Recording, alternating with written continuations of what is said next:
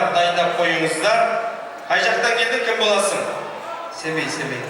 Семей?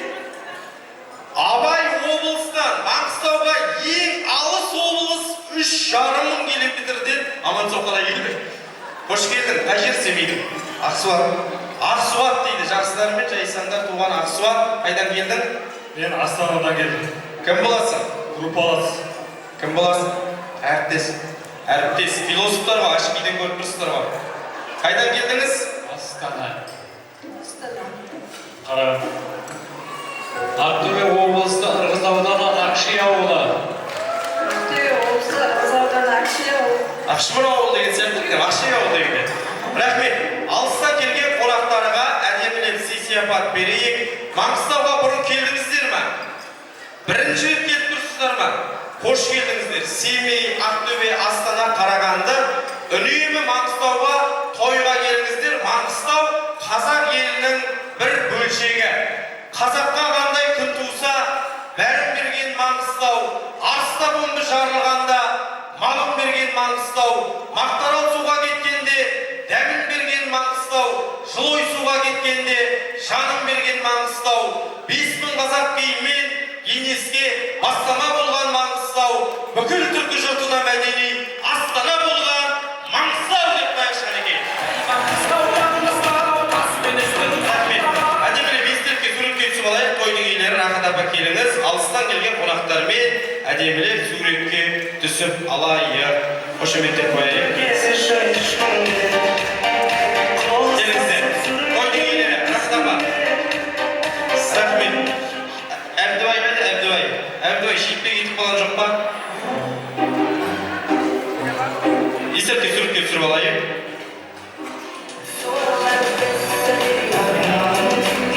Рахмет. Орындарымызды жайғаса берейік. Бауыр, орта қалабы. Орнымызды жайғаса берейік. Әдемі сыйлық беріп, алыстан келген қонаққа деген. Тосқа бөлек шақырам. Ортаға қалабы. Атың кім дедің? Елдар. Елдардан бойы ұзын жігіттер бар ма біздің тойда? Елдардан бойы ұзын жігіттер ортаға шақырам. Елдардан бойы ұзын жігіттер кім бар? Келіңіздер ортаға. Бойың неше? 187. 187-ден жоғары жігіттер ортаға шақырам. Кім бар? Кел бауырым, жақып тұр. Рахмет. Біздің Қазыбек қайда? Айбек, өзің келші. Қошеметтеп қойып. Нұрбек қайда? Кел, Нұрбек.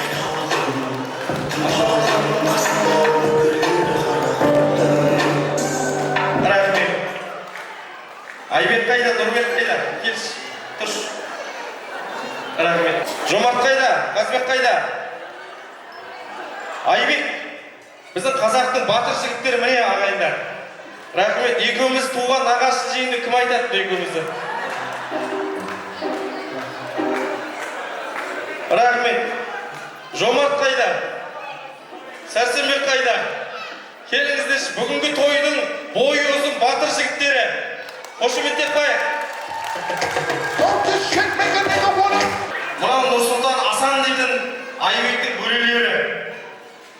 Рахмет, шашқа мән бермейміз. Рахмет. Қошеметтеп қойып. Қазақтың батыр жігіттері осындай болған мінекей. Қандай әдемі. Рахмет. Енді мен ортаға тұрсақ ұят болмай ма екен?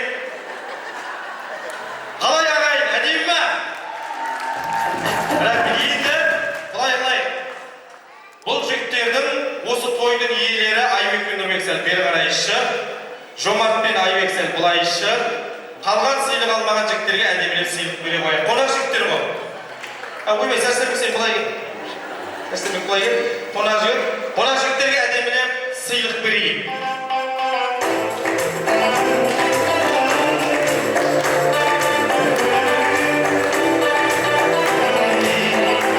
Рахмет. Әдемі сыйлықтар мынау қазақтың батыр жігіттеріне. Рахмет, орындарымызды жайғасайық.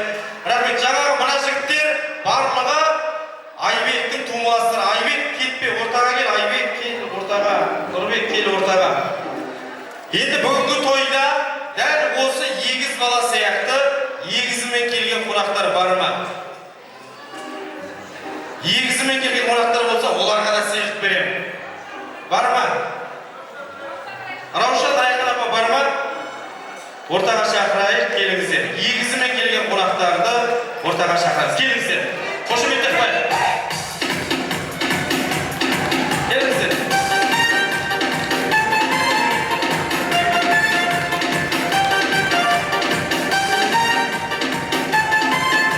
Рахмет, Раушан апа қайда?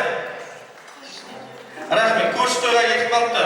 Кетіп қалғанда жақсы тіл өтіп көтер, бәріміз шығарып ортаға да. Тіпа деп қойып, егізімен келген қонақтар.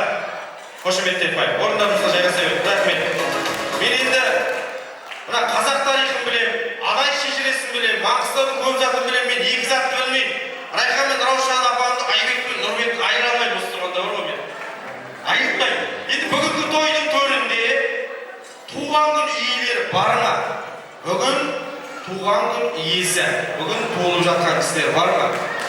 Туған күн иесі. Эдельвейстің туған күні ма бүгін? Ортаға шақырайық Эдельвейсті. Айбектің ағасы. Бүгін туылып жатқан жігіт, келіңіздер. Қошеметтеп қояйық.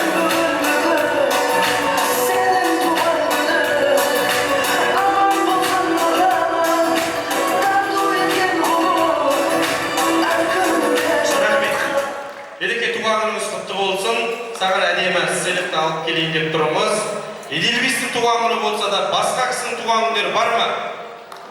Ондай кісінің туған күні болмаса, мен ортаға екінші туған күн иесі, бүгінгі тойдың иесі Әбдібай ағамызды ортаға шақырамын. Қошеметтеп қойыңыздар.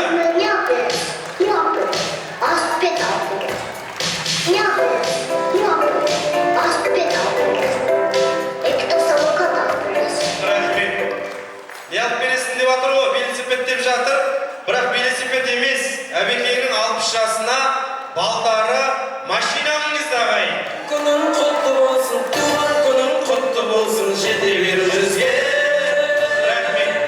Бүгін 61 жасына айдай аяулы Дәулеталының қызы Меруертті әкеліп жатыр ағайын. Қошемет қайда?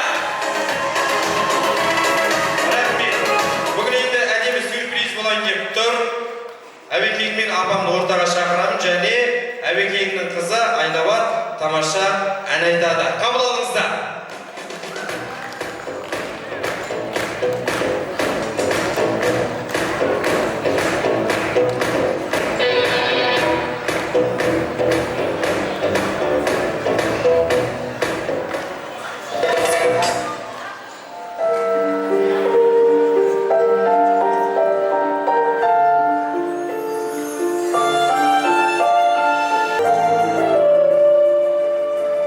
Шаттанып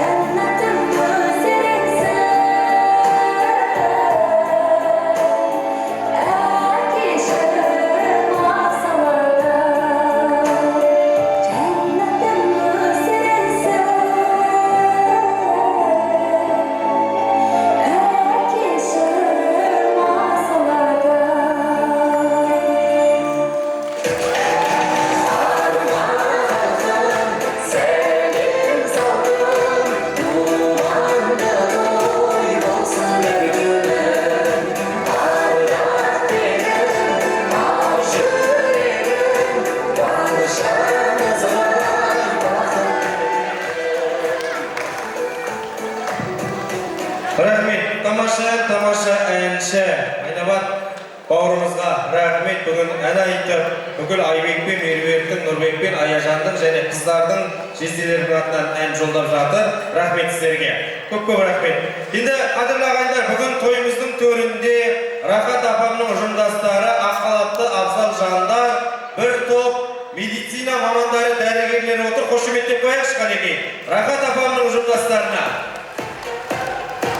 Рахмет. Және Меруерт келініміздің, Айбектің ұжымдастары, Шахмардан Есенов атындағы университеттің мұғалімдеріне, ұстаздарына, жол школ мектебінің мұғалімдеріне, ұстаздарына қошеметтеп қоймаймыз ба қанекей? Рахмет. Енді мен мынандай номинация ұйымдастырғым келіп тұр. Ақ халатты абзал жандар дәрігерлердің ішінде жұмыс өтілі ең көп дәрігер кім бүгінгі тойда? Айбектің, Меруерттің ұжымдастары, мұғалімдер және біздің тойдағы мұғалімдер, жұмыс өтілі ең ұзақ мұғалім кім? Жұмыс өтілі ең ұзақ мұғалім неше жыл?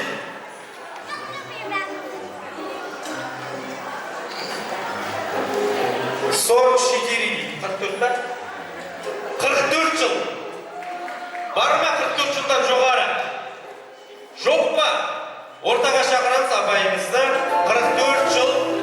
Келіңіздер, қошеметтеп қойыңыз. Қасиетін, ұзатым бар сенің қасиетін, білім берген, ой берген, ақыл берген. Рахмет. Рахмет, қош келдіңіз. Кім боласыз тойға? Как меня зовут? Я. Сіздің атыңыз кім? Айбектің, Меруерттің ұжымдас коллектив. Я коллега Айбека, работаю с ним на одном кафедре. Меня зовут Ирина. Рахмет. Қошеметтеп қояйық. Шахмардан Есенов атындағы университет. Рахмет. Ұялы телефонға қоңырау түссе, соған мантап арканы береміз. 8775 513 73 93 775 513 73 93 775 513 73 93. Рахмет. Кім боласыз?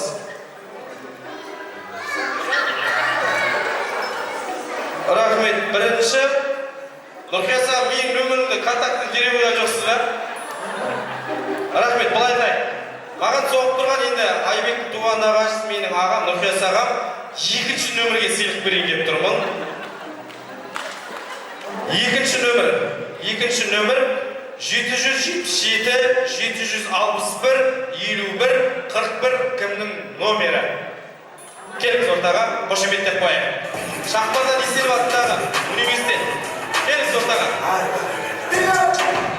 Сақтап қойыңыз, Алтынбек Тамада Ақтау деді.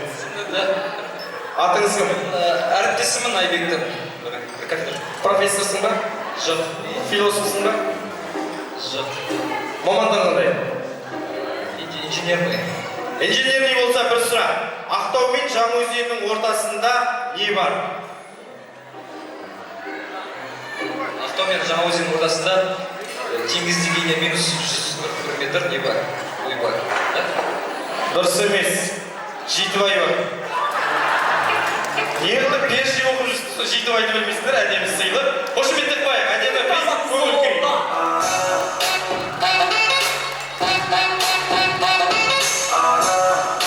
Рахмет. Енді бүгінгі тойымыздың төрінде қыз алысымыз беріскен барлық құда-құдағайларды ортаға шақырамын. Жанғас Кеше ауылы мен Мұратжар ауылы мен құда-құдағай болған, Түгелбаевтар әулеті мен құда-құдағай болған барлық құданың құдаларын да ортаға шақырамын. Ортаға билеп келейікші қанекей.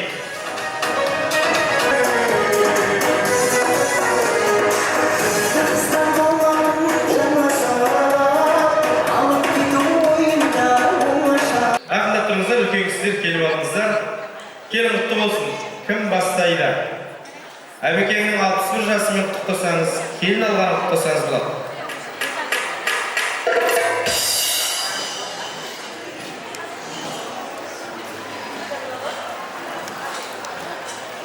Құрметті Құдайға рахат Құдағай. Тойларыңыз құтты болсын, балалар бақытты болсын, ғұмырлы болсын. Өздеріңіз сияқты үлкен ұлағатты семья болсын, ұрпақ жалғасын, тойда боласын.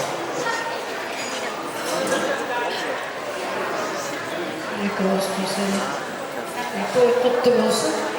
Мына Айбекпен бері өткен тілейтінім балалар, бүгінгі сезімдерің бір-біріне деген өмір бақи жолдастарың болсын. Сендердің махаббаттарың бірге жүрсе, бақыт деген сонда өзі келеді. Оның бір жағындағы бақыт әжелерің қыстарында жүр. Осы кісінің сөзін өзін тыңдап, ойының жүйріктігін қабылдап өссеңдер, меніңше бақыт ере береді соңынан.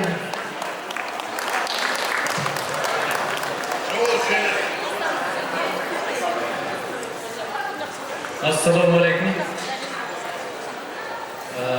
Ал енді бақыт Құдағай, әбеке, Реке Құдағай, әбекем Құданың інісі Елбулыс Құдағай, Көкбай Құданың балалары Құдағайлар. Одан кейін осы әбекеңнің бүкіл балалары, құдашалар, күйеулеріменен бүгінгі күні енді үлкен Ақтүйеннің қарындағымен керемет той болып жатыр мына Ақсарайда. Осы балалардың көптен күткен қуанышты тойы құтты болсын, ұзағынан болсын, той боласын. Енді осыдан 2 жыл бұрын Нұрбектің де тойына келгенбіз. Онда да осындай үлкен бір керемет тойдың куәсі болды. Мен сол келіннің қазіргі кезде керемет осы шаңырақтың түтінін көтеріп, өмірге ұрпақ әкеліп, осы Құда мен Құдағайды оның бүкіл әулетін қуантып жатыр. Сол келіннің ізіндей әрі қарай сол ұрпақ көбейтіп, осы семья бақытты ұрпақ көбейе берсін, өсе берсін дегім келеді. Енді Айбекпен Меруерт, сіздер енді әрине қазіргі заманның азаматтарсыздар, білімді, қызмет жасап жүрген, өмірдің де алғашқы басталдықтарын көрген. Сондықтан сіздер енді керемет бақытты семья болады деп өз басым сенемін. Сондықтан өмірлеріңіз бақытты болсын, әрдайым тек шаңырақтарыңыз берік болсын, мына бүкіл ел халықтың тілегі қабыл болсын деймін. Мен енді жаңа шыққан кезде айтып кеттім ғой өзім. Ақтөбе облысы Ырғыз ауданы Ақши деген ауылдан келіп тұрып, әбекеңнің Венера, әбекеңнің Рекен Құдағайдың Венера деген қызын менің келінім Еркебұлан деген ұлым алып отыр. Қазіргі кезде Құдайға шүкір бірнеше немерелеріміз бар. Осы балалардан тараған. Мына кеше осы тойды біраз уақыт бұрын хабарын алдық, шақыруын. Енді ауылдан да басқа бізбен бірге Құда жекжаттарын шақырған болатын әбекеңдер. Олар енді Дұғайдағай сәлемін айтып жатыр. Бүгін де жазып жіберіпті, телефон құтты болсын айтыңыз Құдағайларға деп. Сол сәлемін жеткізгім келеді. Екіншіден Мерекемен Лиза бар, Қанат пен Дина деген аға жеңгеміз бар, Айғазақ пен Роза деген келіндеріміз бар, және өзімнің балаларым бар, келіндерім бар. Солардың барлығы сіздерге құтты болсын айтып жатыр. Енді келгеннен бері тілек айтып жатырмыз, құрмет көріп жатырмыз. Баршасына рахмет, Алла разы болсын. Әрқашанда бір осындай керемет жақсы тойларды басымыз қосыла берсін. Сіздерге әрқашанда тойға келейік.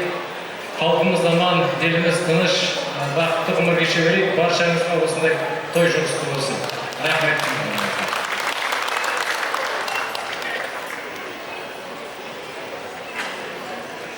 Söyleyeyim деген мына тойға шыққан сіздерді бір ұлықтап сұрайын мен сіздерден. Бір үлкен кісі бар екен, соған берейін.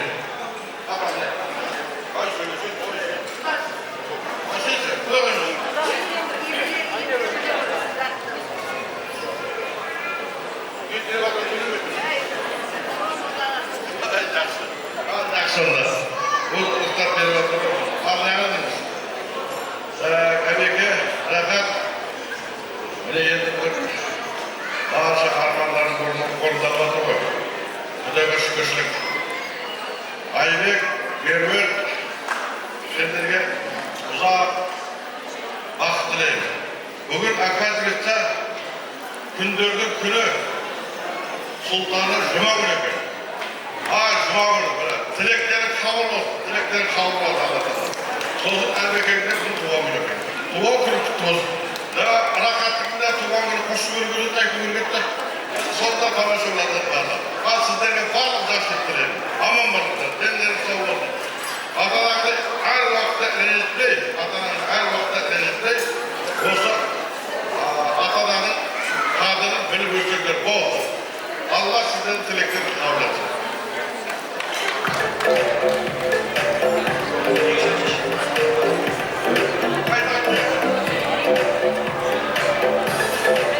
Жақсы, әбдіғалиқұда, Аққұдағай, мына жанұяларыңызда болып отқан үлкен қуаныш ұзағынан болса құтты болсын. Мына басқа жатқан барларыңыз бақытты жанұя болып, сіздер тек қуаныштармен қуанта берсіндер. Жақсылық көп болсын, ауылдарыңызда той болсын. Мына туған күніңіз бүгінгі сәйкес келіп жатқан құтты болсын. Мен де осыдан бірталай жыл бұрын бала келуіңізде туған күнім болып еді, дәл соған тап болып тұр екен осындай. Әрі Құдамен құрдаспыз. Мен мына Әбекеңнің туған құдасы Орынғали деген ағам болған. Сол кісінің інісі боламын. Осы жерде жаңағы өлең ән айтқан Айнабат Ешімді осы біз ауылда Нұрболат деген інім алып отыр. Көп жылдан бері құдамыз. Құданың алдында тек тойға келейік деп айтты. Ассалаумағалейкум, той жолы. Мен Орынғали дейтін Әбекең туған құдасының үлкен ұлы. Сол Орынғали болуға. Құдағай тойларыңыз той болсын, жастар бақытты болсын. Алланың разы болсын. Бәрі оңай болсын.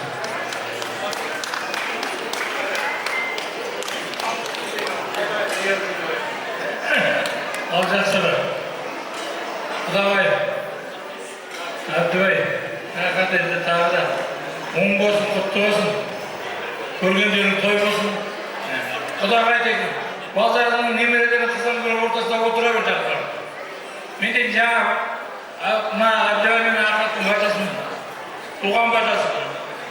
Енді екінші шығып тұрған құда болып, Бақыт Құдағайдың құдасының қолындағы келінмен туған малдасын. Оң болсын, құтты болсын деп көргеніміз той болсын.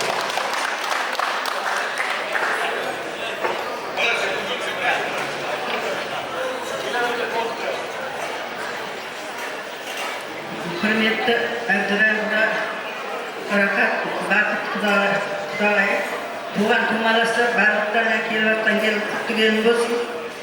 Қосылып жатқан екі баламыз бақытты болсын, барлықтай бақ берсін. Алла ойлаған тілек мақсаттары орындалсын. Ата-анасының ойынан шығатын жақсы келін бала болсын. Мана біреу бақыттай келін болса деп жатыр, үлкен Құдағайды. Мен Қарақаттай келін болса деп жатырмын.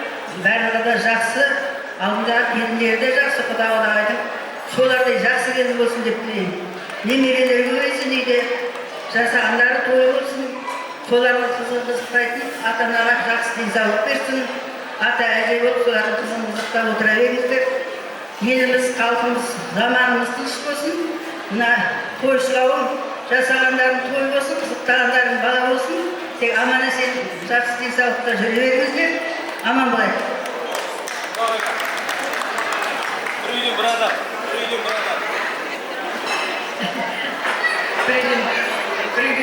Bir adam sizsіз бе? Енді бұл тойда үш адам сөйлейін деп тұрмыз, айып етпеңіз, себебі қайным сөйлейді, ол өзінің орны бар. Үлкен балам сөйлейді, оның да өз орны бар. Мен сөйлемей қойсам да болар еді, бірақ ол отағасым сөйлеу керек бүгін. Сол отағасымның орнына мен сөйлейін деп сізден рұқсат сұраймын. Мынау Құдағай бірінші айтатыным, Құда жасыңыз құтты болсын.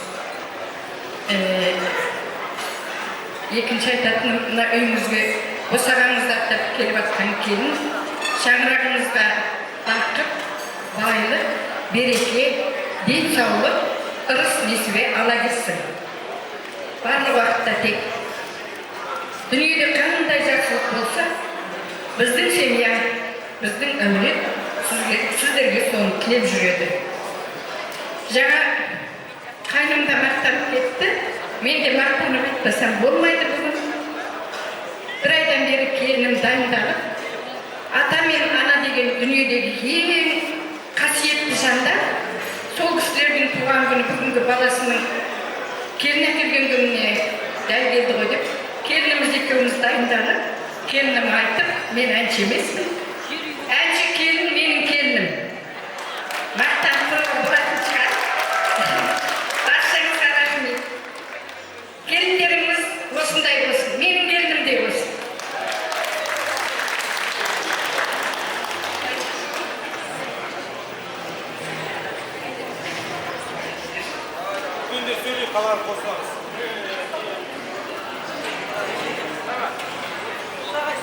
Құрметті құда жекжаттар, бақытты апа, менің осы Елбек Переудетін құдағайым атым жақсығы.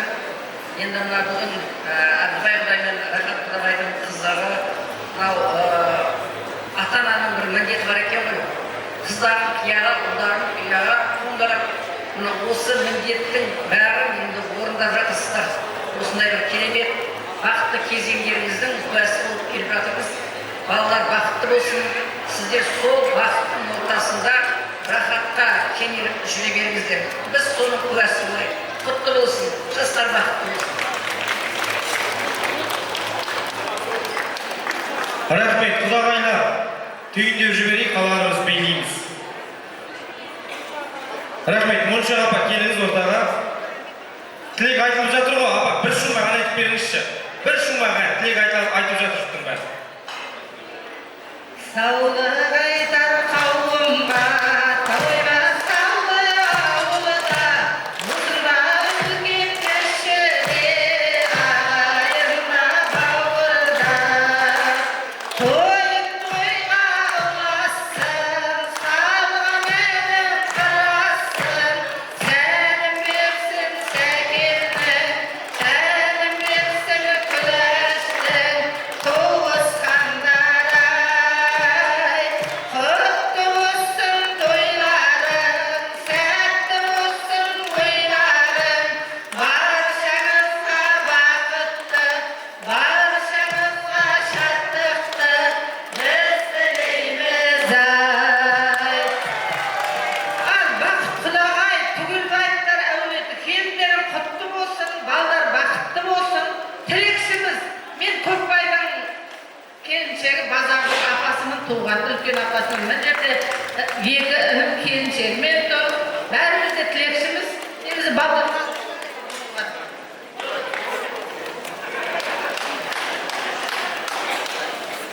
ал бақыт құдағайым Әбдібай рахмет. Әулеттеріңе келіп жатқан келін құтты болсын. Көптің тілегі қабыл болсын, балдарың бақытты болсын, Әбдібай келді туған күнің құтты болсын. Мына екі бала айтатын бұл шаңырақ көтеріп жатсыңдар, сол шаңырақтар биік керегесі кең болсын. Сендерге зор денсаулық, мол бақыт тілеймін. Бүгін қара шаңырақ көтеріп жатқан сол шаңырақтарың олар ақ ордаға айнасын деп тілеймін. Бақытты ғұмыр кешіңдер. Рахмет тілектеріңізге. Қалғанымыз қосыламыз ба? Билейік, әдемі бестерге суретке түсейік. Рахмет тілектеріңізге, ниеттеріңізге. Тойдың иелерін ортаға алайық. Құрметті құда-құдағайлар, құдаша құда-балалар, жақындап тұрыңыздар. Құда-құдағайлардың құрметіне тамаша ән, барлығымыз ортаға шығып билейміз. Кеттік.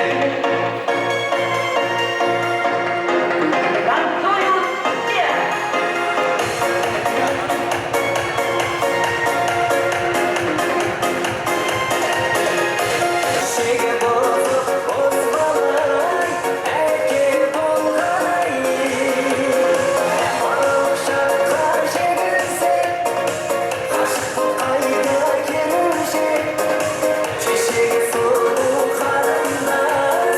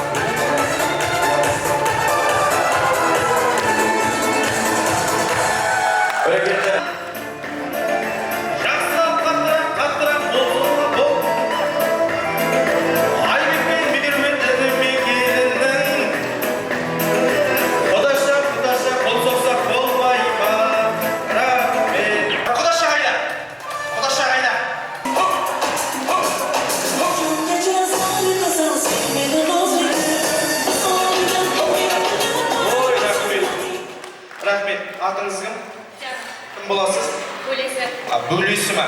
Дианамен билейтін бір жігіт бар ма? Құрдастардың ішкілең. Оқыған жігіттер өте билейтін жігіт бар ма? Кім бар? Бар ма жоқ па билейтін жігіт? Дианамен билейтін бір жігіт керек. Бар ма? Шығайық ортаға. Ешкім жоқ па? Келесі, бауырым, өзің келе ғой. Қайта қарағанына біліп тұреді билейді. Ойдақсың ба? Ойдақ емессің ба? Келіншек бар ма жерде? Қорықпайсың ба? Кеттік ал, билейміз.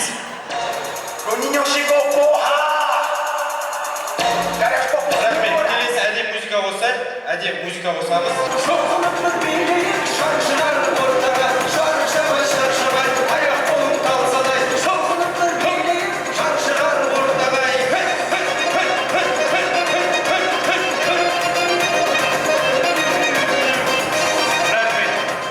Рахмет, сыйлықты алып келейік. 10 мың теңге қымбат па, анау қымбат па?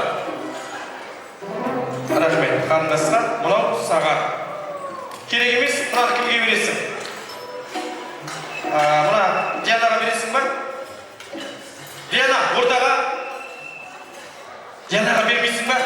Диана естейді ғой. Сен саудаңыз болды ма? Дианаға 5 мың теңге бере қояйық дейді. Рахмет. Ал қалған 5 мың теңге кімге береміз? Қарсылас біреушісін. Қарсылас біреушісін еңбекпен алсын дейді. Атың кім? Ілес. Ілестерді кім бар? Бар ма? Өзінің келіншегі емес пе? Келіңіз ортаға. Айбектің құрдастарының атынан. Кеттік. Музыка ауыстырамыз, қаттырақ музыка.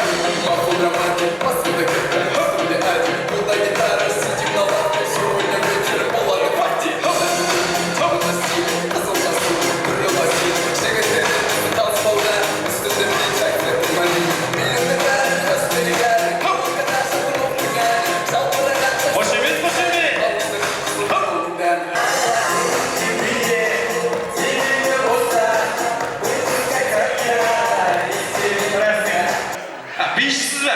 Мынандай тамаша сыйлық. Ілес орныңа отыра бер, қарындаспен. Күшті билейтін жігіттер ек. Индийский би қосыңыздар дейіп, қарындаспен күшті билейтін кім бар? Нағашылары, ірнет билейсің бе? Бағила қайда? Кім бар билейтін? Қарындас жүргім келіп тұрған жоқ кәдімгі. Күшті билейді екен. Жігіттерде кім бар? Индийский билейтін. Бар ма? Әбдімай келетсің ба? Гүлкән билейсің ба? Олай болса нағашылардың атынан қызға қыз, біздің Гүлкән билейін деп тұр. 3-ші класста билеген Гүлкәнді. Кет, индийский. Индийский жібер жігіттер, индийский. Қарындас өзбекше жіберейін. Қарындас индийский демек, нағашылар өзбекше дейін. Мен өзбекше жіберейін онда. Кет, қошемет қайда? 2 бейші.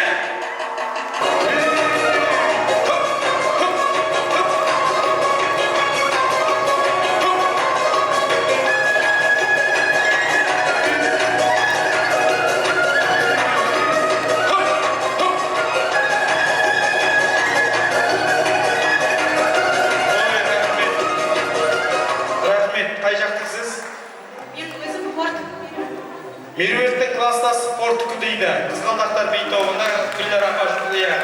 Форттың бейшісі мықты ма, Қызанның бейшісі мықты ма? Қызандікі дейді. Форттікі мықты яқ қылаған. Рахмет, Форт қызғалдақтар бей ансамблі. Келініне берсін, қалтаға салып қой. Балсыңа берсін, берем. Кімге? Форт па, Қызан ба? 2000 жарына бөліп аласың дейді. Міне, Форттың бейшісіне қошемет. Мынау Ақшымыраудың бейшісіне. Рахмет. Жақсылық 5 мың. Мынау Сағдаттың атынан ба? Сағдаттың атынан тағы 5 мың. Қазір аппақыма 5 мың беріп шығар.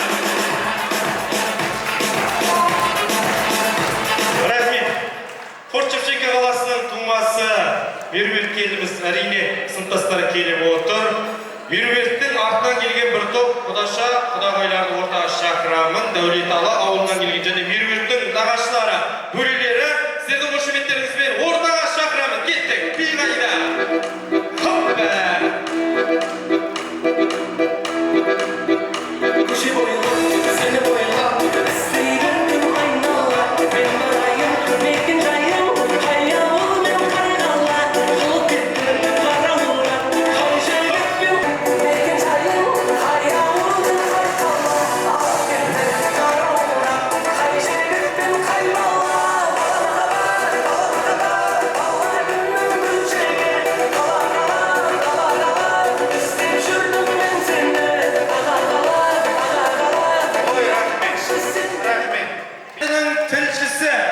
журналист. Мен 18 жасымда осы кісінің қолына барып, мені 4 жыл баққан, мен темір жіберген осы кісі. Рахмет. Еркебұлан дейтін Ақжезден бар. Рахмет, қош келдіңіздер. Ойларыңыз құтты болсын, ұзақтағы келіндеріңіз құтты болсын, оң болсын. Ал біз Дәулет туралы жарауының келген құдашаларымыз. Әуел таныстырып өте. Біздің құдағайларымыздың құдағымыздың үлкен апасының келіні олар, ең келініміз. Жаңа ауылының келіні олар. Нағашы апасы, нағашы сіңлісі және құдағымыздың үлкен ағасының үлкен келіні Гүлбаушан, жарауының Арайының апасы, одан кейін жиен, одан кейін қайын сіңілім, жарауы ауылының құдашасы, туған жеңгесесі Айдана, бөлелері Әсел, Диана, Ғазиза. Осылай бір топ болып келіп қалған жайымыз бар. Ал жастарымызға күйеу бала, қайын сіңіліме үлкен счастье тілеймін. Өмірлері мәнді, сәнді болсын деймін. Аспандары ашық болсын. Екі жасқа барша жақсылық тілеймін. Тойларыңыз құтты болсын.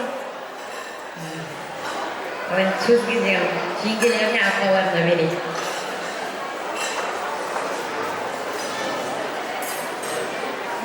Ал енді кеше жаралы түсіріп жатқан келіндеріңіз құтты болсын.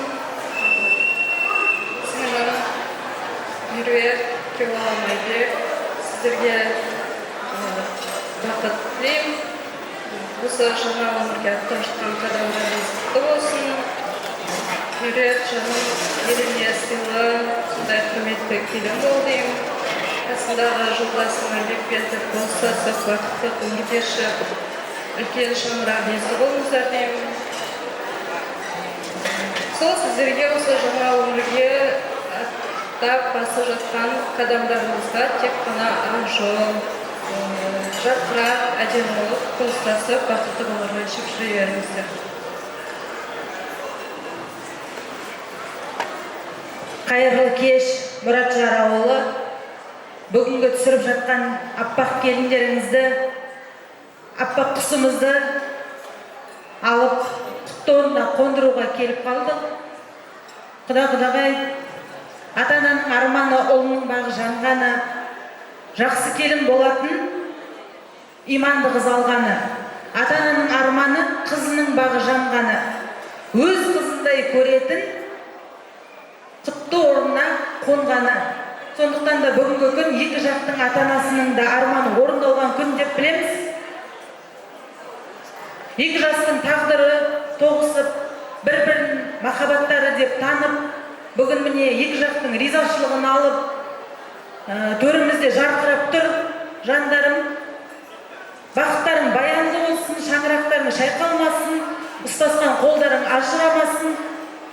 Тек қана бақытты күндерің, бақытты сәттерің көп болғай.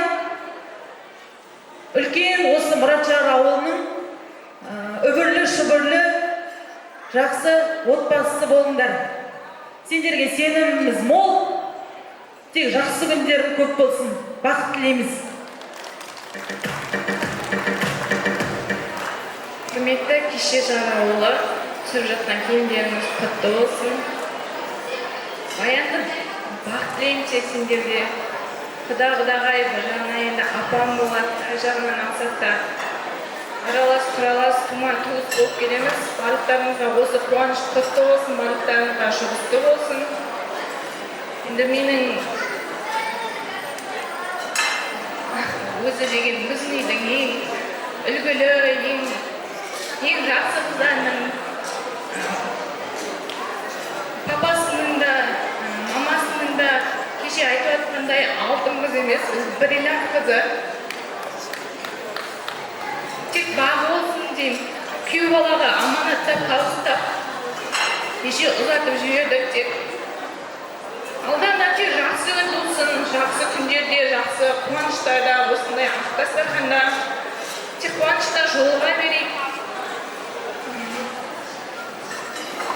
Айтар сөзде, тілекте көп, барлық тек тіл көзден аман болып, осы барлықтарыңызға осы елге абыройлы екі жаққа сыйлы болатын бала келін болсын деп тілеймін. Ұстасқан қолдары ажырамай тек осы үлкен өмірге, үлкен қадам жасап жатқан қадамдарына гүл бітсін. Бірге жетістіктерге жетіп, тек осы ата-анасының, әке-шешесінің алдарында абыройын асқақтатып жүре беретін үлкен өнегелі ұл қыздары болып, ұрпақтары жайлы өсіп-өніп, үбірлі-шүбірлі болып жүре берсін деп тілеймін. Барлық тілектер тек Алланың қалауымен Алла тағала қабыл етсін.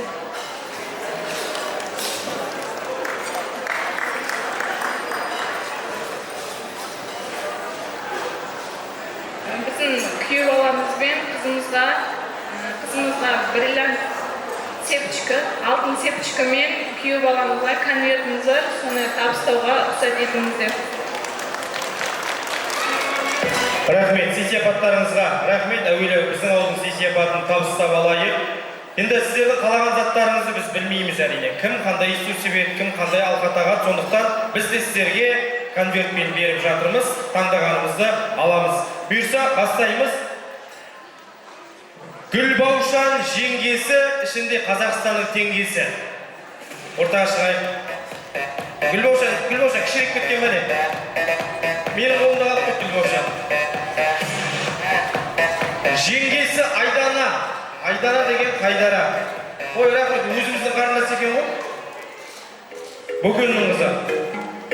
Апасы Таңсұлу. Таңсұлу кішкене күліп тұрыңыз. Гүлзада сіңлісі. Рахмет, ішінде ақшалай сыйлық бар. Қабыл алыңыздар. Келесі тамаша қонақтарымыздың аты. Гүлжанның апасы. Жиен жеңгесі Әлия. Ақылының Дария. Жиен апасы Айгерім. Нағашы сіңлісі Дилнас.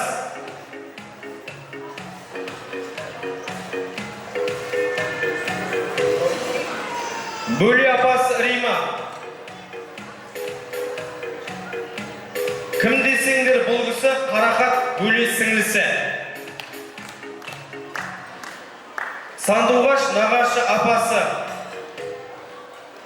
Аяжан, Сандуғаш нағашы апасы. Айттым сәлем қаламқас, саған құрбан малмен бас деп, Абай шырқаған нағашы апасы қаламқас. Әсел Бөлес апасы. Әсел Бөле апасы. Жеңгесі емес пе қалай апасы? Түсінбей жатыр сіздерді. Жиен жеңгесі Балым. Келіңіз ортаға билеп келіңіз Балым жеңге. Бей қайда жігіттер? Хоппа!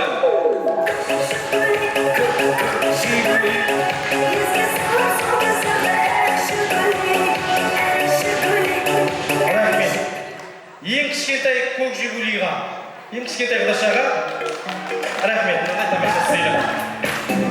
Бәрекелді, енді мен тойымыздың төріне бүгінгі жас жұбайларды шақырайын. Айбек бауырыма, қайын жұртына қош келдіңде ортаға шақырайын. Қошеметтеп қойыңыздар. Айбектің меруерті достары қайда? Жар, келеді екі жас, топты жарым, жар. Осынырге ұлайым, топты жарым, жар. Келеді екі жас, топты жарым, жар. Келген ауылдың жасауында жар. Жас келінді көруге асылында жар. Үлкеніммен ауылдың жасауында жар. Жас келінді көруге асылында жар. Әуелі естелікке суретке түсіп алайық. Рахмет, жас-жұбайлар құттықтаңыздар, әдемілей, асықпай. Қыздарыңыз жолы болсын, ауылдарыңызға сәлем айта барыңыздар. Екі ауылдың ортасында құдалық 1000 жылдық болсын. Еңкі.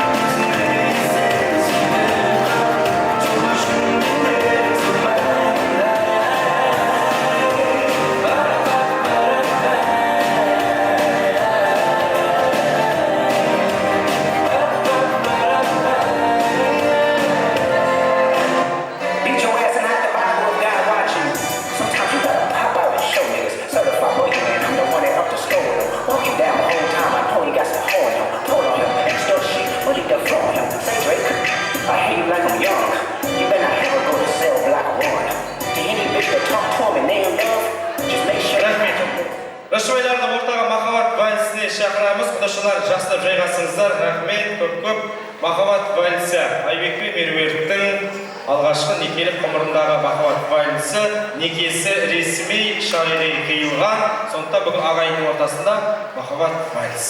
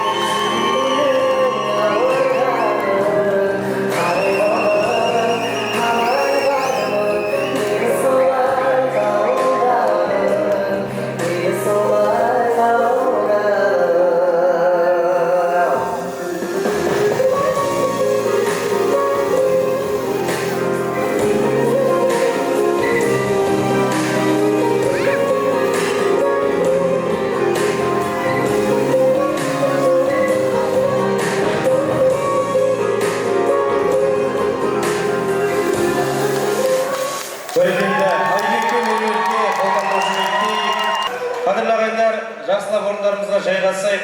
Қазақтың ұлттық асы етіміз дайын болды. Қабыл алыңыздар, рұқсат етіңіздер.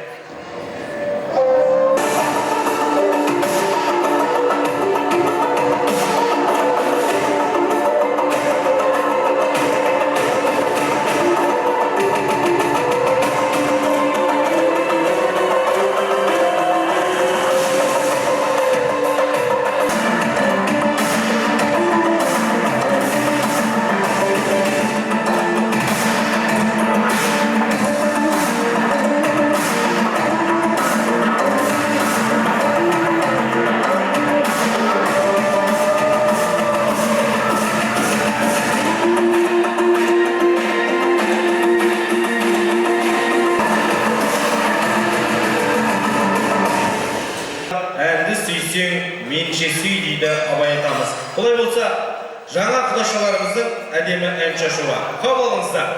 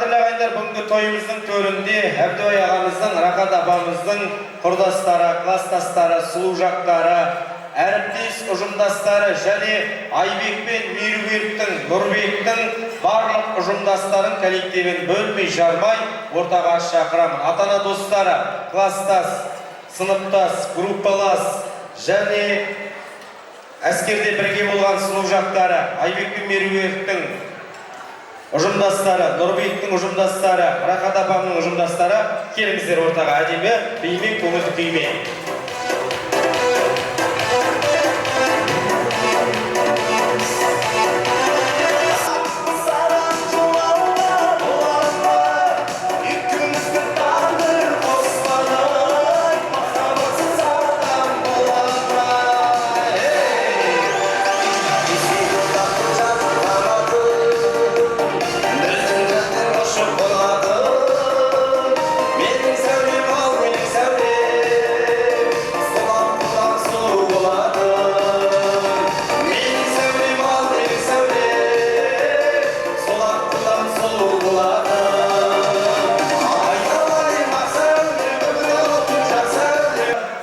Тойқұтты болсын, үлкендер бастайық, жастар қостаймыз.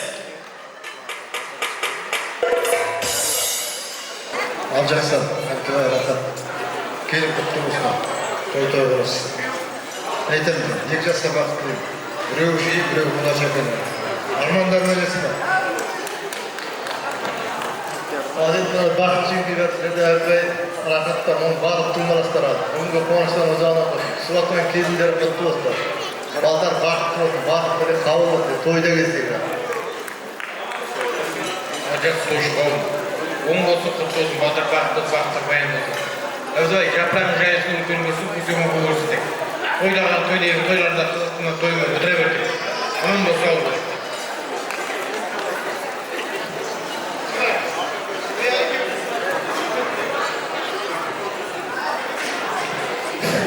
Ал жастар, құрметті қонақтары, мына жырау тойына қош келдіңіздер. Гүлбек Тәулеті, Әбдібай Рахат, мынаны бұлдатқан бүгінгі Айбек, Нұрбек, оңынан болсын, қуаныштар ұзағынан болсын, ұзағынан сүйіндірсін, жапырақтарын жайыла берсін, ересілік күшті қасыға келеді, осы жүммен тағы да бітті болсын, қатар бақытты болсын.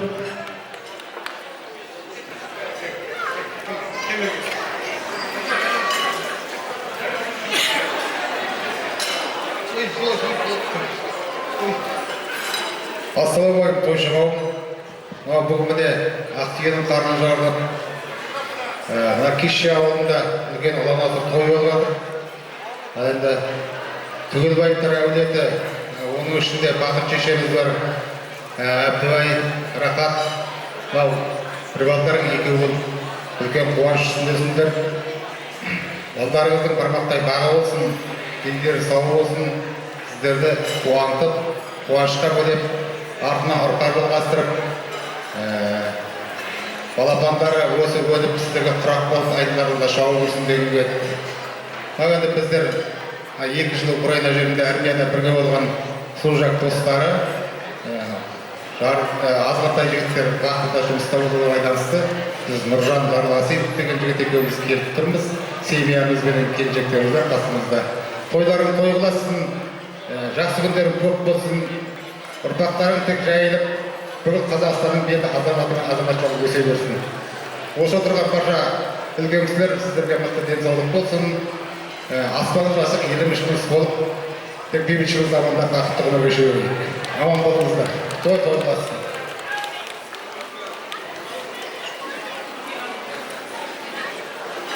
Рахмет. Ата-ана ұжымдастары, Рахат апамның ұжымдастары бар ма? Ата-ана достарына. Тойшы қауым, тойларыңыз құтты болсын. Әбдібай Рахат, бір балдарың екеуі болып той жасап жатсыңдар. Құтты болсын. Тойға жалғаса берсін. Мынадан айтып жатқан жақсы тілектер қабыл болсын. Қуаныштымыз, тілекшіміз. Рахмет. Жақсы тілекті ақ қалатты абзал жандарға берсек қалай болады? Рахат апамның ұжымдастары, содан кейін Шахмардан Есенов атындағы университет, содан кейін Мейірбектің ұжымдастары Жоғышқол сөйлейді. Ал жақсы, мынау енді құрметті қонақтар, әбеке рахат, мынау қолдарына түсіріп жатқан келіндер түгел болсын. Енді бұрында да 6 қыз жатып, есіктен алып, біраз шаруаны бітіріп, бүгін барлық міндеттерінен құтылып тұрған жайларым бар ғой. Енді біз айта кететін болсақ, рахатпен бірнеше жыл жұмыста болып, кеше осы дәрігерлер күніне осы рахат деген облыс әкімінен медаль алып, еңбек ардагері атанып тұрған. Қошеметтер қойы. Енді жемісін көре бер, Әбдібай екеуін тек бірге қартайымыз, жақтарымыз кеше жамандық көрмей, мына қаумалаған қыз күйеулерінің бала келіндерін тек рахатын көріп, мына келіндердің өздеріңе адал еңбегі бұйырсын деймін. Иә, той болсын, өрлі шүбірлі болсын, тек той тілеймін барлықтарына. Рахмет ниеттеріңізге. Құрметті тойшы қауым, мына енді адам көп барлығын сөйлеу міндетті емес. Сол ақ-тілектерге бәрінде қосыламыз. 2 жас бақытты болсын, рахат. Жаңа мен айтайын деп тұрғанына ұзындасым айтып қойды енді. Медаль құтты болсын. Бүкіл Маңғыстау облысының әкімімен құттықтағанда бәріміз де сол жерде болдық. Қуанышына ортақтастық. Неше жылдан бері мен 40 жыл деп жатырмын ғой, сен вообще 43 жыл. Менің де еңбек өтілім көп. Сол уақыттардан ұжымдасымыз істеген ұзақ. Өте мына әдебиетіміздің ішінде өте абыройлы, сондай үкіметке берілген адам деп айтсақ болады. Үнемі мақтау естиді, грамоталар алады, сондай енді. Өте жақсы жұмыскеріміз деп айтсақ болады. 2 жас бақытты болсын, бақытқа бәрі де сият. Тойшы қауым бүгін мына жұмыстасымызды қаумалап келген тойшы қауым, сіздер де ұлды ұяға қондырыңдар, қызды қияға қондырыңдар, ауылдарында той болсын. Рахмет. Келесі тамаша тілек Айбектің ұжымдастары, Шахмардан Есенов атындағы университеттің ұстаздары. Ассалаумағалейкум, қадірмен ағайын. Аға, тойларыңыз құтты болсын.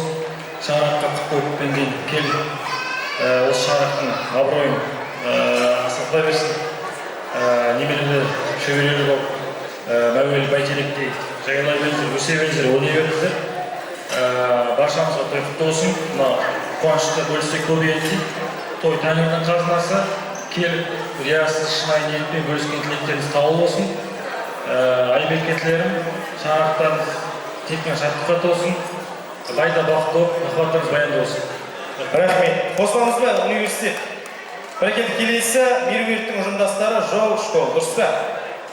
Біз Меруерттің кластасымыз, асығыз кетіп бара жатқан тілегімізді айтып, сыйлығымызды беріп кетейін деп. Айбек, Меруерт, заңды некелерің құтты болсын, тойларыңыз құтты болсын. Әрдайым тек осылай қуанып, шаттықта жүре беріңіздер.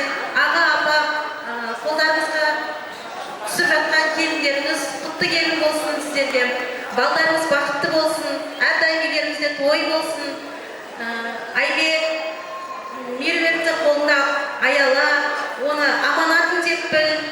Меруерттің қорғаны бол, қорғаушысы бол, оның сырласы бол, досы бол. Енді қазір сен Меруерттің ең жақын досысың, ең жақын сырласысың. Біз Меруерттің кластасымыз, бала кезімізбен бірге ойнаған, бірге дос болған. Біз Меруерттің кластары ең беске оқитын қыз еді.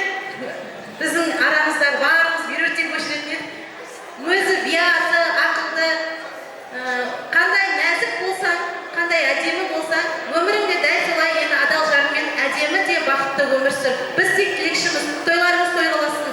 Және кластастарымыздың атынан біздің Меруерт қызымыз ең соңғы кетіп жатқан қызымыз еді. Барлығымыз енді мамаша болып жатыр, ренжімеңіздер, тек 2 қыз болып келіп жатыр. Біздің атымыздан кластастардың алтын білесіңіз бар Меруертке. Рұқсат етсеңіздер, рахмет көп. Ренжімеңіздер. Рахмет. Асық тұрды деп жатса атсыз алдыңыз ғой ардас.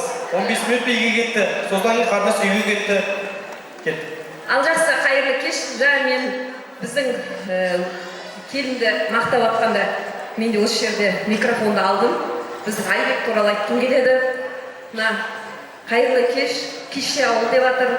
Келіндеріңіз құтты болсын, тойларыңыз тойға ұласын. Біздің Айбекті жаңа айтты ғой. Маңғыстаудағы философтардың бірі деді. Ол рас. Мен осы университетте 20 жылдан астам жұмыс жасаймын. Бірақ біздің университетке алғаш рет диплом алып келген, соның ішінде философия мамандығын меңгерген бірден бір маман. Қол соғып қоюларыңыз Қошеметтеп қояйық Қанеке. Айбек біздің кафедраға келгеніне 2 жыл. Бірақ сол 2 жылдың ішінде өзінің кішіпейілдігімен, өзінің бауырмалдығымен, өзінің сондай бір, мен енді Айбектің өте бір елгезектігімен 6 апасы бар дегенде Айбекті өте бір таң қалдым.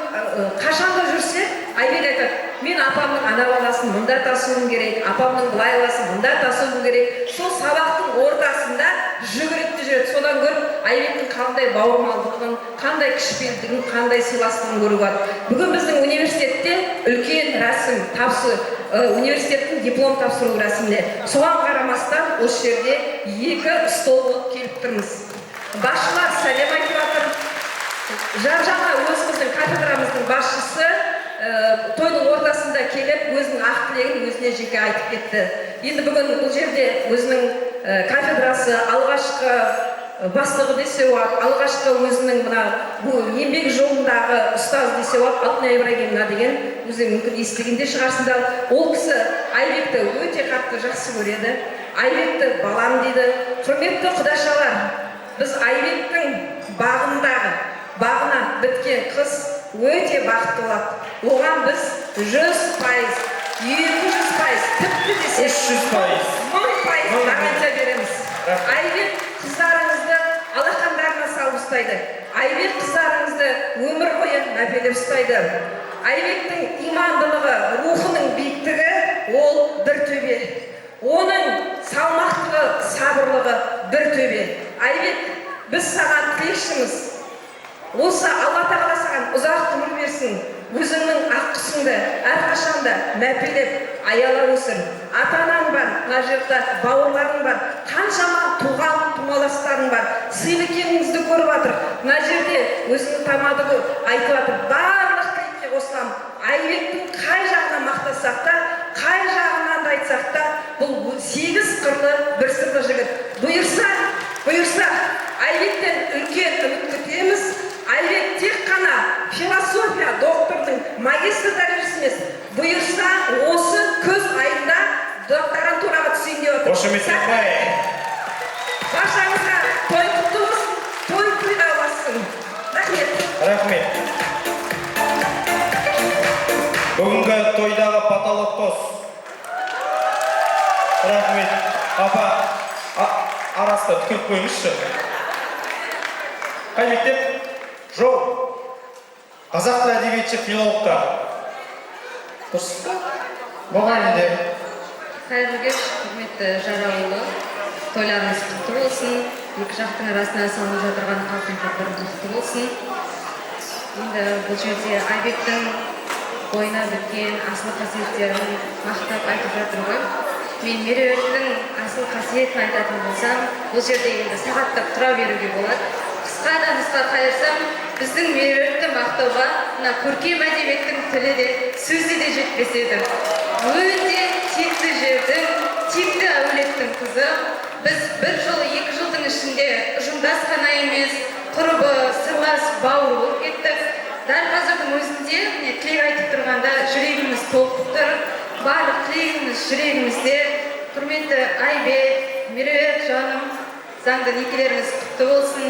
Аппақ ниеттеріңізбен, аппақ жүректеріңізбен тұрып жатырған оқтауларыңыз, шаңырақтары биік, керегелері кең, терезелерін тең болсын.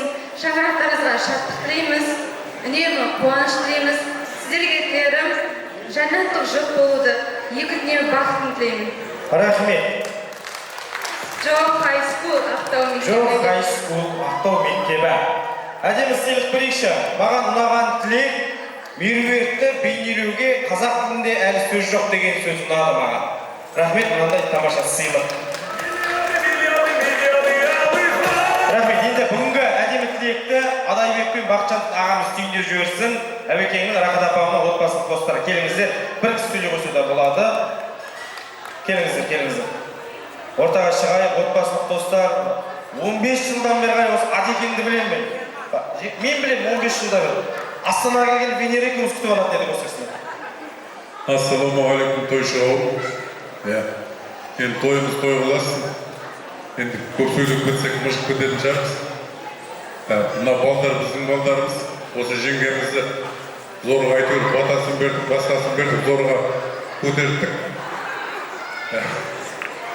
Біз жолдас болып араласып жүргенде жеңгемізге түннің бір уақытына қарап, түнгі 3-те, 4-те әйтеуір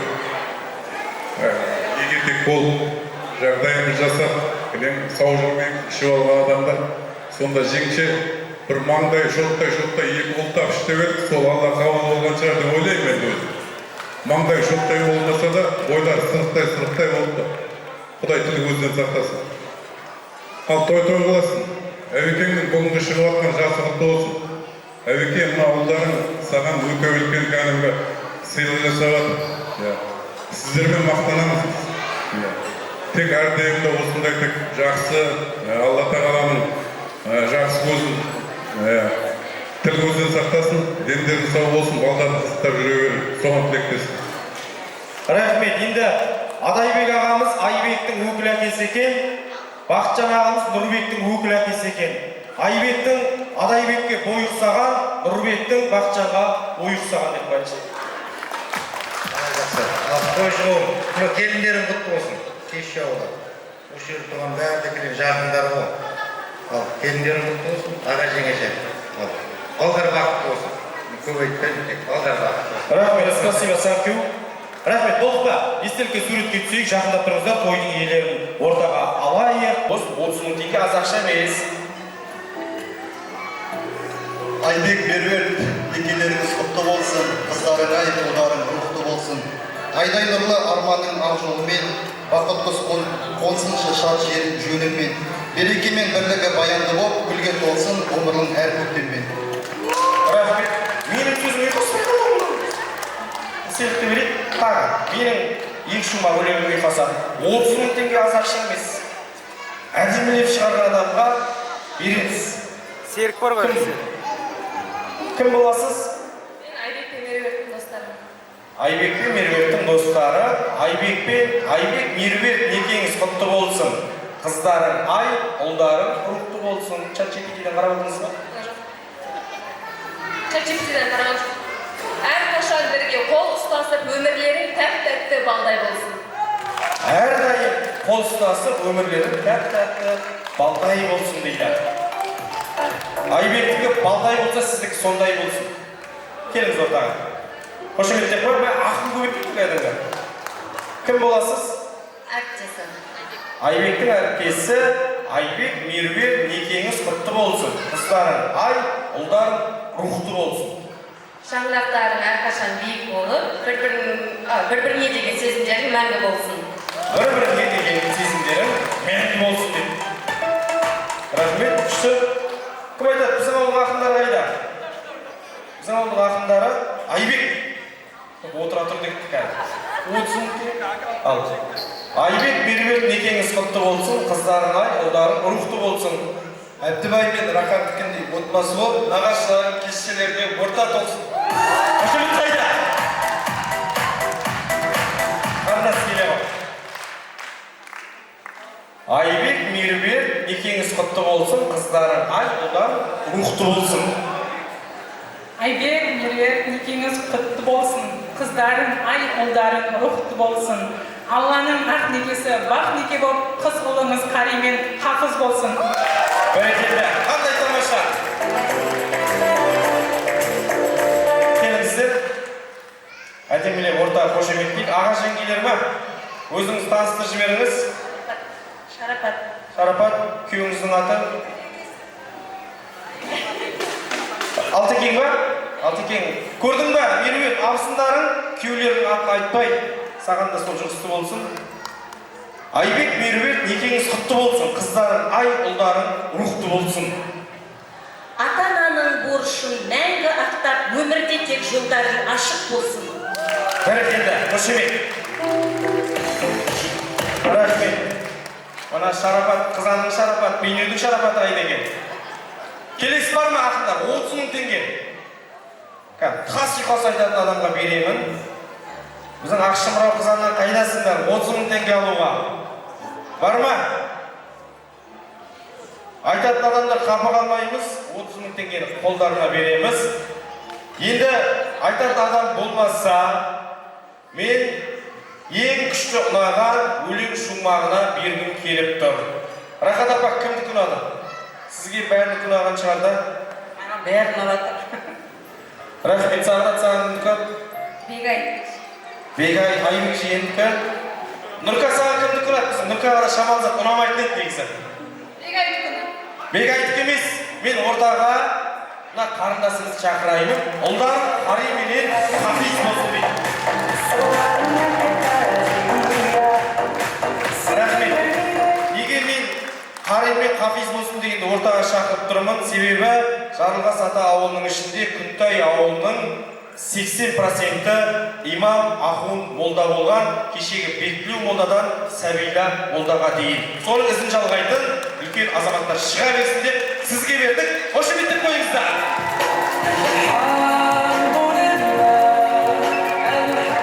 Рахмет. Енді бүгінгі тойымыздың төрінде Айбек пен Меруерттің барлық апа жезде аға жеңгелері және Айбек пен Меруерттің достарын тумаластарынан бөлмей жармайын деп, Айбектің, Меруерттің, Нұрбектің барлық достарын ортаға шақырамын. Келіңіздер. Тумаластар, достар!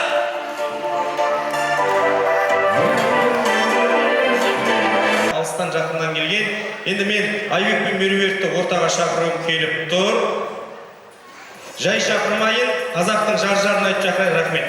Жар-жарын айтайын, сіздер жар дегенге қаттырақ қосылып айқайлап тұрыңыздар. Құлашылар қайда кеттіңіздер? Күте тұрайық. Осы өмірге лайық отты жағып, келеді не екі жас топты жарып. Үлкені мен ауылдың жасымында, Меруертті көруге асығуда. Үлкені мен ауылдың жасымында, құдашалар үйіне асығуда. Рахмет. Тойымызды аяқтап кетейік, қадірлі ағайындар, келіңіздер. Рышбайларды шақырайық. Аға жеңгеден бір аға жеңге, апа жездеден бір апа жезде, достар сөйлесін. Келсіп па? Ал жақта, той-шолау қош келдіңдер. Бақыт жеңешеміз бар, Әбдібай Рахат. Келіндер құтты болсын, тумаластары, қарындастар. Не айтамыз? Келіндер құтты болсын, дастархандар тойға деп.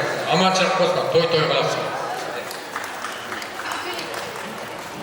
Құрметті той-шоу, жастар бақытты болсын. Осындай тойда аман сау кездесе керек. Келіннің әкесіменен, нағашысыменен көп жұмыста сол едім, айналайын қадамын құтты болсын.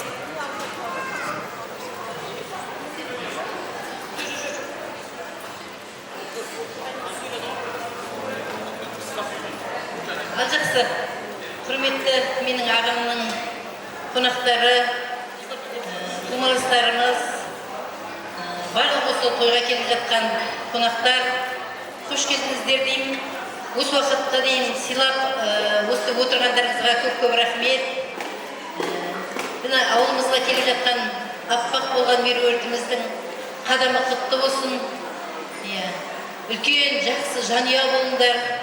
Бастарыңыз аман, дендеріңіз сау болып, өмірлі шүбірлі болып, осы ағамды, жеңгемді сыйлап, ренжітпейтіндей жақсы баламен келін болады деп сенемін сіздерге.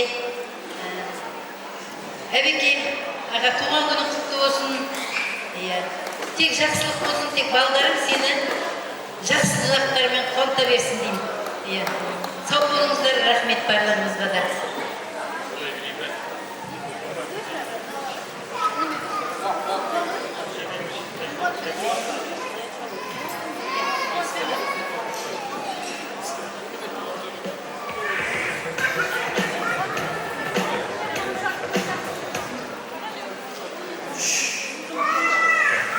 Саламатсыздар, барша тойға келген қалайық. Ең әуелі Абдыбай ата, аға, рахат етеді сіздерге. Осындай ер азаматтар тәрбиелеп, тойларына YouTube тойларын жасап жатсыздар. Сіздерге барлық жақсылықтан бөлек әдемі қарта өтті тілеймін. Айбек, Меруерт, сендерге осы әкешілердің жолын тілеймін. Солар секілді өбірлі шүбірлі болып, көп болып, бақытпен осындай сендер де кейін өз балалардың тойларын жасап отырыңдар осындай керемет жерде. Одан бөлек елдің барлығы осылай бақыт тілеп жатыр ғой сендерге. Мен де тілеймін, бірақ бақытты аспаны жоғарыдан іздеме дейді, әкенің қабағының астында дейді. Төмен іздеме, ананың табанының астында дейді. Алдынан іздеме, жарының жанарында, артынан іздеме, баланың қадамында дейді. Айналаңнан іздесең, дос жараның жанарында дейді, аманында дейді. Сол үшін саған барлық бақыт тілеп жатыр. Мен саған осы саған беріп жатқан бақытта айырмауды тілеймін. Және де отбасы болып, осылай жоғарыға үлкен арман мақсаттар қойып жатсыңдар, соған жете беріңдер. Рахмет, мені құрметтеп, соны Астанадан шақырып, күтіп, барлығын істеп жатқандар. Әрдайым біздің арамызда да абыройын болды, көріп жатырмын, елінде де абыройын бар екен, барлығына көзім жетіп жатыр. Сіздерге осы Адай елінің мәдениетін көрсетіп жатсыздар, сау болыңыздар. Рахмет, барлығы жақсылық.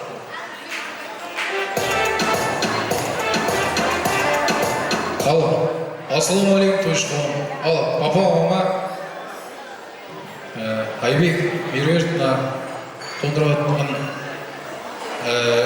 құрып жатқан шаңырақтарыңыз құтты болсын, орнан болсын, тек үйдің іші сәбидің үніне толсын деп, берекелі отбасы болуларын тілеймін. Тек Алла екеуіңізге де ұзақ ғұмыр берсін. Көп енді сөзге жоқпыз. Бір-екі шумақ әнім бар, сонымен аяқтайық. Досым, жаныма адал менің досым, тағдырдан табам дедім досым, арналсын жүрек әндерім, саған менің, ей досым, мен үшін жанашырдай досым, бір үйдің баласындай досым, сыйласып өтейік шебіз, дәл осылай өлшеулі өмір дейтін мынау майдандарда, қосады дейді бізді досты пайғамбарда. Сен аман бол, жанымнан ажырамай жүр менің досым. Өлшеулі өмір дейтін мынау майдандарда, қосады дейді бізді досты пайғамбарда. Сен аман бол, жанымнан ажырамай жүр менің досым. Рахмет. Қандай тамаша сыйлық Сабыржан інімізге. Кезінде әнші болып танылған, жері жоқ еді жаңылған, әнші болып танылған, қазір үй салып жүрген Сабыржан деп қояйықшы. Кім сөйлейді? Ассалаумағалейкум, тойшығым. Ал енді бүгінгі себепкер болып жатқан Айбек, Меруерт, сіздерге заң некелеріңіз құттықтаймыз. Енді жары ауылы деп жатыр ғой, жары Мұрат жары ауылы, келіндеріңіз құтты болсын. Аға жеңеше сіздерге құтты келін болсын, берекелі келін болсын. Барша жақсылықтар тілейміз, аман болыңыздар. Тойға осы керемет сәтке келіп атсалысып, тойға барынша қолдау білдіріп жатқан баршаңызға көп-көп рахмет. Сіздердің де отбасыларыңызда осындай керемет, бақытты сәттер көп болсын. Біздің достарымыз атынан шумағымыз бар, қазір бұйырса соны айтамыз. Рахмет, тұмыласыздар, қосыламыз ба? Естелікке суретке түсейік, тойдың үйлерін ортаға алайық. Кімнің достары? Ал құрметті тойшығауым, әулеттеріңізге түсіп жатқан келіндеріңіздің аяғы құтты болсын. Мен Айбек пен Нұрбектің сыныптасымын, одан кейін университетте бірге оқыдық, өте жақын дос болып араласып кеттік, қатты сыйлаймын. Құрып жатқан шаңырақтарың құтты, берекелі болсын. Меруерттің үстіндегі аппақ көйлек сияқты ниеттеріңе, пейілдеріңе қарай шаңырақтарыңа тек береке, шаттық, мол несібе нәсіп етсін. Құтты болсын тойларыңыз. Бірекелді айтқаныңыз келсін, тойдың үйлерін ортаға алып, естелік суретке түсуге шақырамын. Осы күнтай кеш жауында шаруаны бітірген шалғымен әбді баяулеймін осы. Рахмет, олай болса, Ілестің тамаша әні бар, досым деген. Қабыл алыңыздар, ортаға демлеп билейік.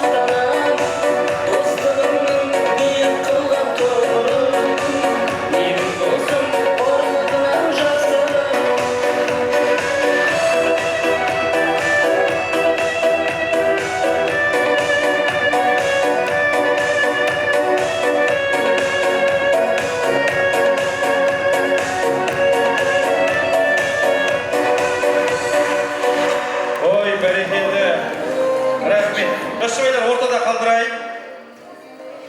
Ашмайларды ортаға қалдырайын. Достар, жастар, орындарымызға жайғасайық. Келіңіздер. Лестейтін бауырыма Идилбис ағамның атынан қазақтың 5000 теңгесі. Қошемет қайда? Рахмет. Айналайын ілесің, әнмен өмір сүресің. Идилбис ағаң 5000 берді, не істейтін өзің білесің. Бір құдашан шақып билет беріп жібересің бе? Онда өзі қасында тұр. Құдашалардың ішінен сыйлық алмаған бір құдаша ортаға әдемілеп билеп шықса, 5000 теңгені ілес беріп жіберем деп жатыр. Кім құдаша шығады ортаға?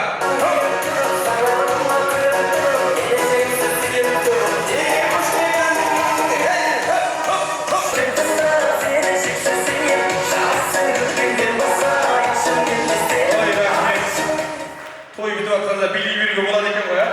Құдаша қызыл көйлек болғасын 5000 теңге, көк көйлек көтергенде 10 000 теңге береді дейді. Ауысып келем дейсіз ба? Үй жаққа соншы кетіп баратсыз ба? Рахмет құдашаға, қошеметтеп қойыңыздар. Рахмет. Нұрбек қайда? Нұрбек, кел ортаға. Енді қадірлі ағайындар, басы бар нәрсенің аяғы бар дейді. Бүгінгі тойымызды түйіндейік. Мен ортаға Айбек пен Нұрбекті ерекше ықыласпен көруге әжесін шақырайын деп тұрмын. Аяулы бақыт әжемізді ортаға алып келейінші, екеуміз екі жақтан.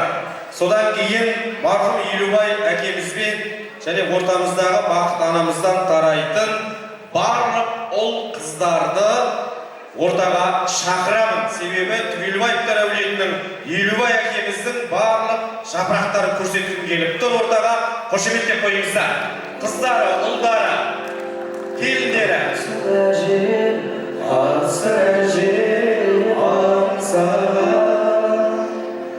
Сағынышым сары ормандай самсаған, әке болып жүргенімді ұмытып,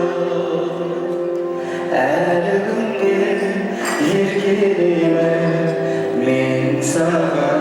Рахмет.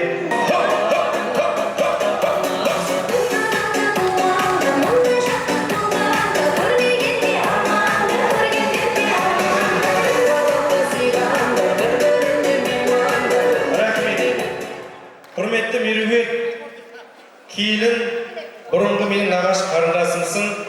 Сенің келген әулетің осы үлкен бәйтеректің бір тамыры, міне аяулы әжеміз отыр, жапырақтары артында тұр. Осы кісілерді құрметте, осы кісілерді сыйла.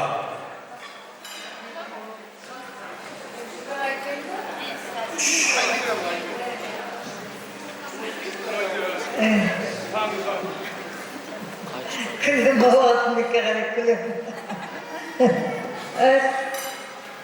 Қарам, бәрінің басын бір күліп, атқан екі бала ғой, үйленіп атқан екі бала. Жаңа соны қайтармай кеттім-ау деймін, екі баланың бармақтай бағым болсын. Екі менің абырайым берсін, абырайлы келін, абырайлы бала болғай. Қарам, саған да сау бол айналайын. Тек бағың жана берсін, осы еңбегіңізге Алла халыққа ете бер, көріне берсін. Ақсүйінің атағын шығарып атсың ғой, қарағым, аман бол. Балдарым бәріңе де рахмет, сау болың. Осы тойға келген бәріңе де рахмет, бәріңе де рахмет.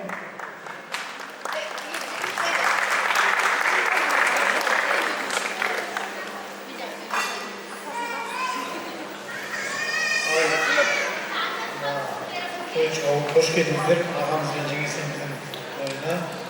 Екі бала бақытты болсын, жақсы үйлесімде болсын, алдындағы апа жеңгелеріндей, аға жеңгелеріндей болса, бәрі жақсы болады деп ойлаймыз. Кеше құдалардың ауылдан барып, келінді алып келдік, жақсы күтіп алып, рахмет, құдаларға айта барыңыз, келініңізді жақсы осылай тойды. Кеше құдалардың жақсы несін көрдік, сый-сияпатын. Бүгін енді міне құдашалар құдаларыңызға гүл өтсін, ауылдарыңызға айта сәлем, дұғай сәлем айта барыңыздар. Енді мына інім мен келінім жақсы сериал болсын, үлгілі. Бізді мына аға жеңешемізді қуанта берсін. Осылай айтып басып бақытты болсын, жақсы үлгілі семья болсын.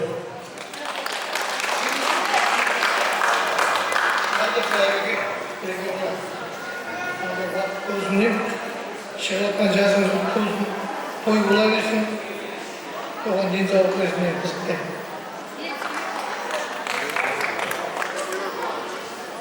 Жақсы, құрметті қонақтар, біздің тойымызға қош келдіңіздер. Алдына түгел қойыптар өлеті. Келініміз құтты болсын сұрап жатқан. Мама, көке жеңеше осы келіндерін әрқашан қуантып, үлкен жетістіктер жетсін. Айбек екеуі. Айбегімнің келінім абыройлы болын, бақытты болын, өмір жастары ұзақ болсын. Тек өсіп өніп, алдымызда аман сау жүре берді.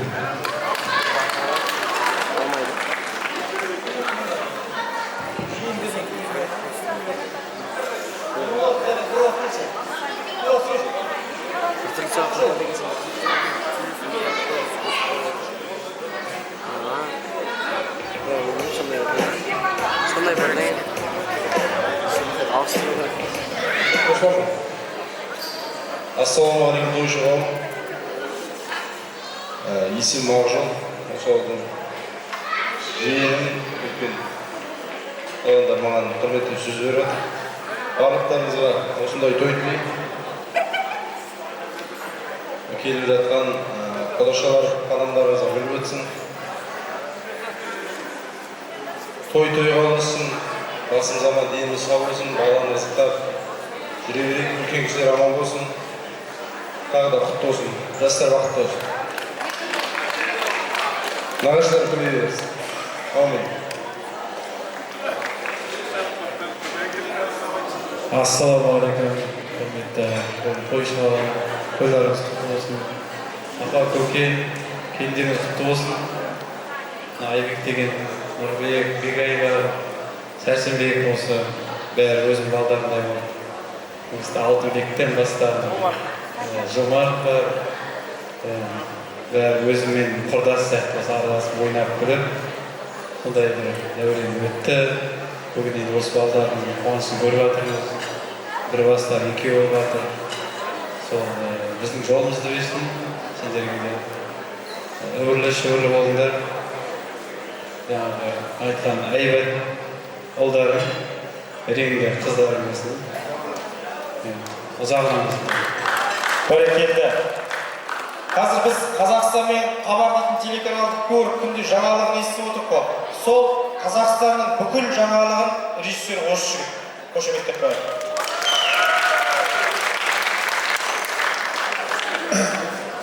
Ал құрметті тойшы қауым, насилар келіп жатқанына рахмет. Не айтайын, мына жақсылықтарды үлкен ағаларымыз, әкелеріміз айтты ғой. Сол тілектер періштенің құлағына танытсын. Осы дастарханның қасында отырған бәріңізге аманшылық семеді, денсаулық, әрқашан аспаныңыз ашық болсын, бәріңіздің үйлерінде той жосты болсын. Осы арада бір менің жиенім бар, сол үйінде бір 25-ке келген балам бір соған жосты болсын. Көмек! Не деймін, аманшылыққа бәріңізге тек той тілеймін.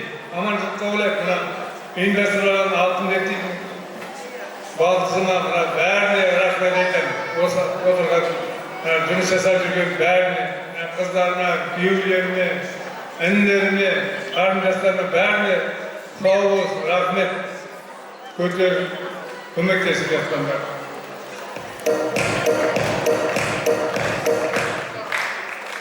Ал жақсы, құрметті қонақтар, бүгінгі кешке ең бірінші сіздерге үлкен рахметімді айтқым келіп тұр.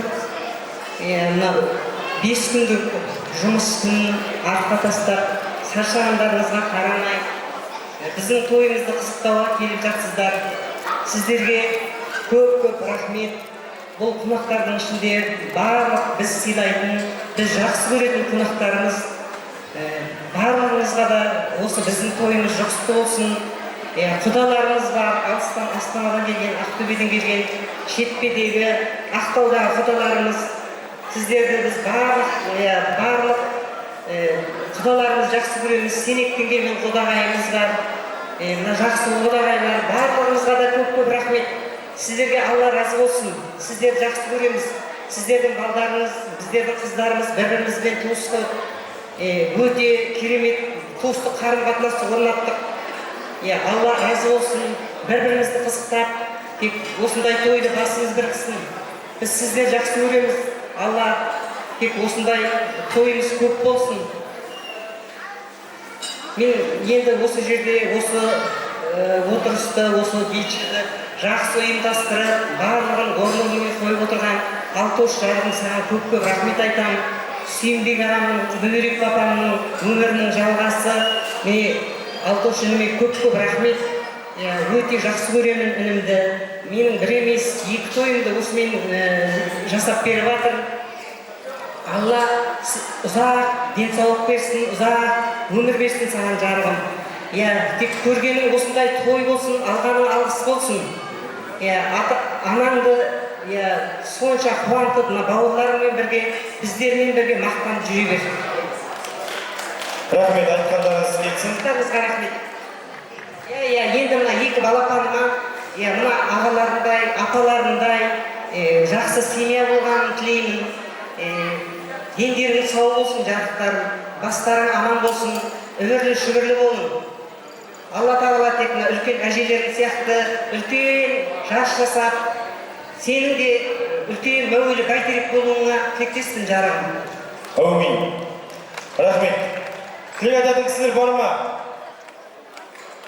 Қосыласыздар ма? 6 жиын. Рахмет, олай болса естелікке суретке түсейік. Көшбайларды ортаға алайық. Папа-мамасымен де сүр жіберейік, қалған той иелер орындарымызға жайғасай, жас жұбайларды ата-анасымен суретке түсірейік.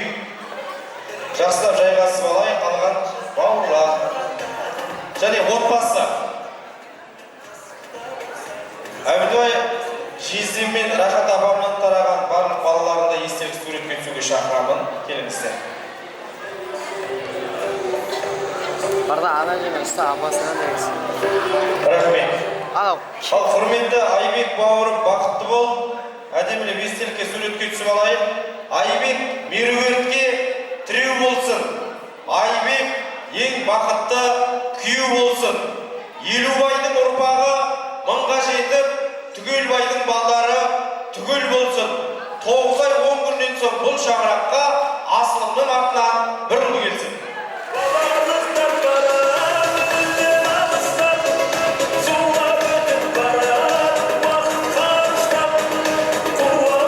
Рахмет, жас-жұбайларды орындарына жайғастырайық және Мұратжан ауылының келіндері табақ алайық, асымызды қайырып, әйетімізді оқып, бейдің төріне бұратала шығатын боламыз. Ауылдың келіндері табақ алайық.